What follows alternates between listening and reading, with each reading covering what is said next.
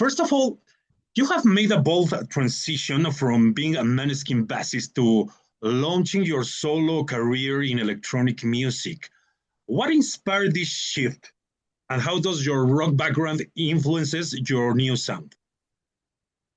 I mean, in my perspective, it was not really like a shift because I've been loving electronic music and like going to raves, having a lot of DJ friends, like kind of being involved in the dance community for years. And I started DJing like already, I think like 3 years ago.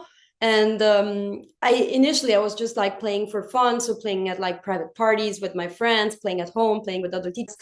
And it's really something I've always been passionate about, and that I really wanted to like experiment more.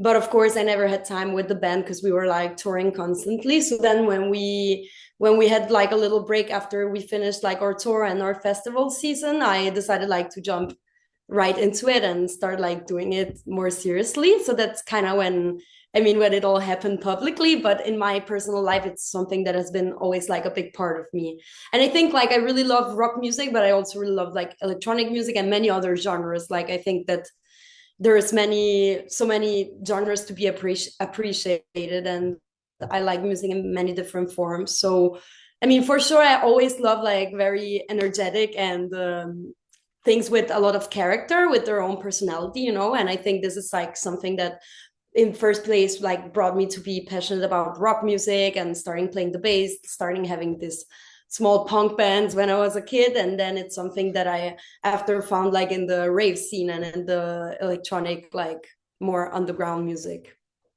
Nice. Talking about the collaboration with Anitta, get a bitch, Yeah. shake, yes. It's really electrifying collaboration. You know, it's Anitta is in America. It's one of the biggest names in the music. How did this partnership come about, and what was the creative process with working with her? I mean, I already knew her and had met her like in many different occasions, and she's super sweet. And of course, when I started like getting into producing my own stuff, I'm really inspired by like Brazilian music, by baile funk, and I really love like Portuguese vocals. I use them in like many of my tracks and also in my DJ sets. So I immediately thought, okay, it would be so cool to like do this track with like I initially thought like a Brazilian MC, like a Brazilian singer. But then I thought, of course, of Anitta because I mean, she's like Brazil queen. So I texted her and I sent her like the beat I made. And I said, I have this idea. It's like my first track coming out. And she was like, yeah, dope, let's do it. And immediately, like a week after, she sent me like the vocals and she slayed. So I was super happy. Like it was perfectly like the energy. She was channeling the perfect energy that I really wanted to bring to the track. And it was really fun. I mean, she's super fun and super nice and talented. So it was really an amazing experience. Nice. You mentioned that you love electronic music and grew from your experience in after parties in such many places. Talking about this, those scenes of electronic and after parties, what did you drew for your or inspired your music in these scenes? What do what did you draw for your music? I mean, I think, of course, like sonically, there's so many things to learn from. And especially what I really love about like clubbing and seeing a different DJ every night, and listening to their own selection, it really brings you to discover so many like small producers, and it really brings to light the creativity of so many people. And it really doesn't matter if you're like, I don't know, really famous or like you don't need that. Like in fact, it's like really cool. And most of even the big DJs, they play like small underground music that they dig for. So I think that's like something that I really love since the first day. It's this constant digging and finding out new music that you would never have known about. So sonically that, but I also think like just I think like the community, the feeling of having a free and safe space, like especially for the queer community, I think that it's really like a place of freedom and acceptance where everyone comes together, and you can really find like your family, in this rave community, and see that there's many other people that like to express themselves, like maybe through the way they dress, through just like letting it all out and being all together in such a safe space and dancing all together. It's like something that really stuck with me since the first times I started experiencing this. So it's like this feeling that I kind of want to bring into like my music and in my sets and in my vibe.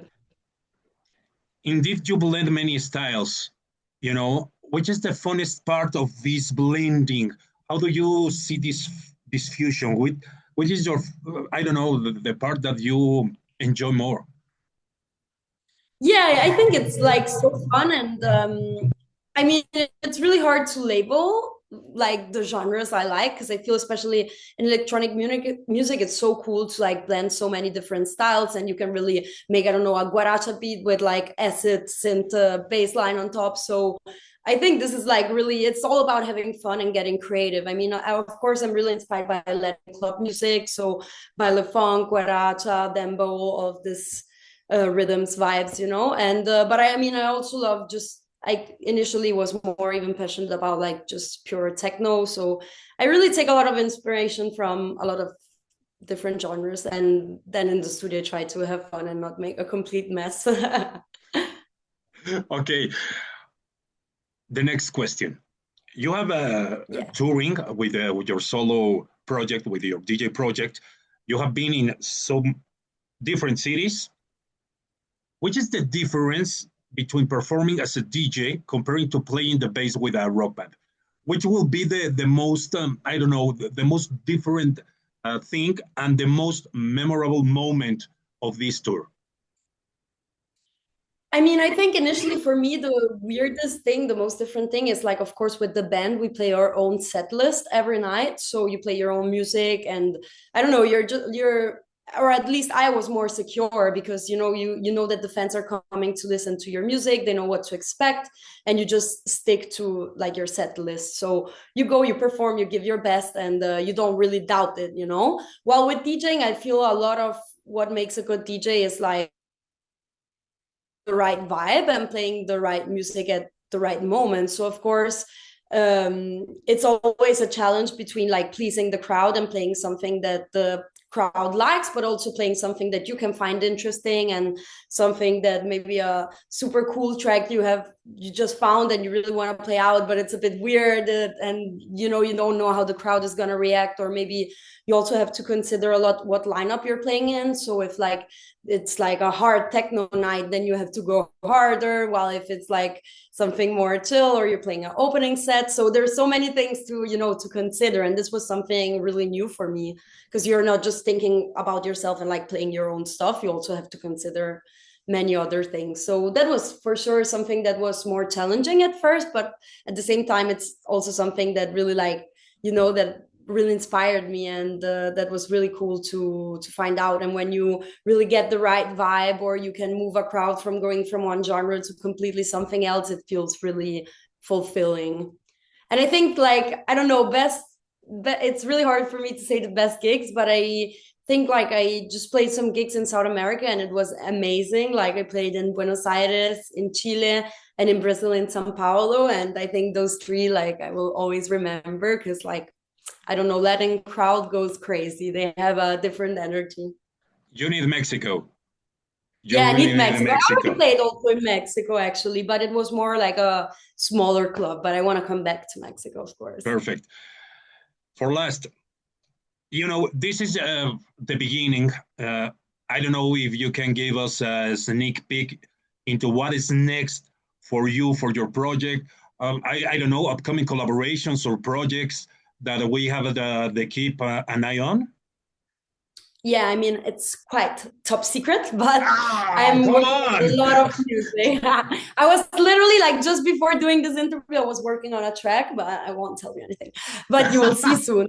Okay, I okay. was working on a lot of music, so I'm really taking like this months where I'm not touring to like just be in the studio all the time. And there's a lot of collaborations coming up and new music. So you will see very soon.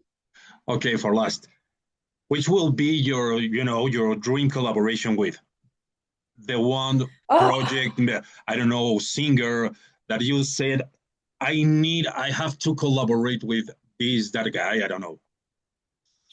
fuck. Okay, I think it would be really hard to make a track with Rosalia on the vocals. That would be really. Really? Wow. Yes. Nice, nice. Well, thank you very much for this interview, Victoria. It was really, really a pleasure. Your sound is amazing. You have like a very, very successful career in the electronic music scene. Thank you so much. Thank you so much. Thank you. Have a good night.